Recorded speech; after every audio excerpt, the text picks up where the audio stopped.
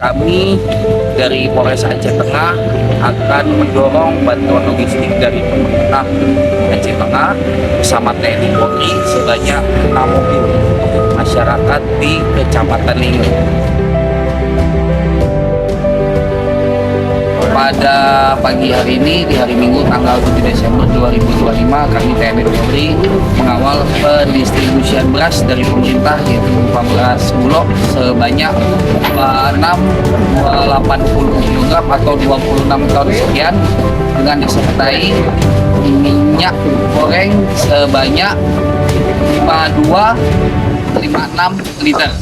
Di sini ada Pak Camat, ada Pak Kapolsek, ada Pak Danramil juga, kemudian ada Pak Raja atau perangkat desa. Kami berharap bantuan terus datang kepada Kecamatan Linge ini dan mendapat perhatian khusus dari pemerintah daerah Aceh. Terima kasih.